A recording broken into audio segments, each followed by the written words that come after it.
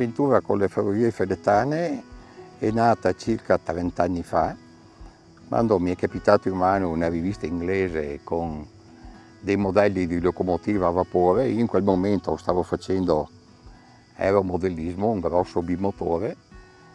Ho mollato tutto, mi sono comprato un tornietto e ho cominciato a rompermi le dita, tutto qua. Poi ho fatto questa piccola locomotiva e allora mi è venuto la voglia di fare qualcos'altro. Ho fatto un trattore a vapore che si vede dentro lì, e dopo il trattore ho fatto una locomotiva americana per il trasporto nella foresta, e poi quando avevo in mano tutte queste locomotive non avevo un posto dove andare a farle correre, e parlando con la moglie è venuto fuori l'idea, e nel 98 finalmente ho realizzato la ferrovia, prima ancora di finire di sistemare la casa.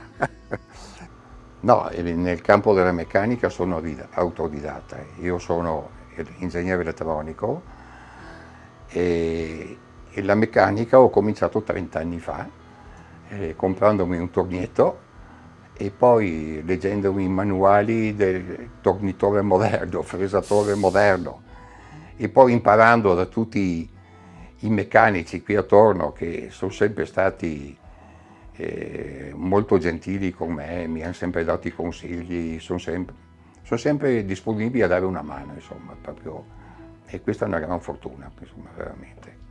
Il dato più difficile forse è trovare i disegni, capire all'inizio come funziona. Per esempio nel caso di questa locomotiva, volevo fare una locomotiva con questa distribuzione Caprotti, che a quanto ne so è la prima locomotiva in questa scala che esista fatta così.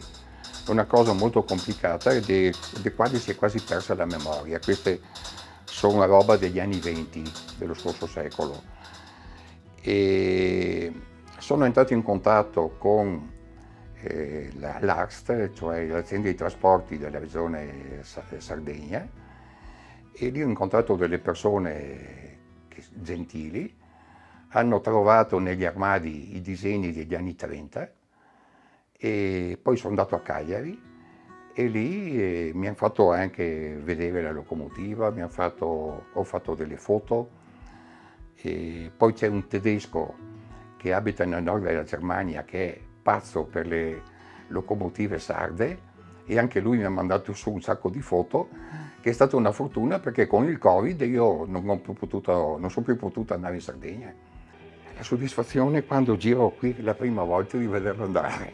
L'estensione sono circa 880 metri di binari, diciamo, di cui il circuito principale sono 475, poi c'è un circuito più corto di,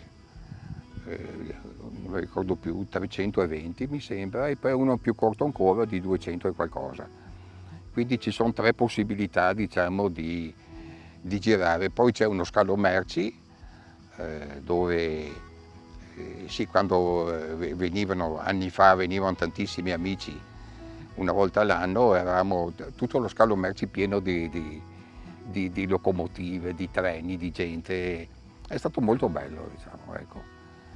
Però quelle che ricordo più volentieri sono state quelle con i ragazzini di Chernobyl, che le famiglie che ospitavano i ragazzini di Chernobyl venivano qui a far festa e c'erano questi ragazzini impazziti di gioia.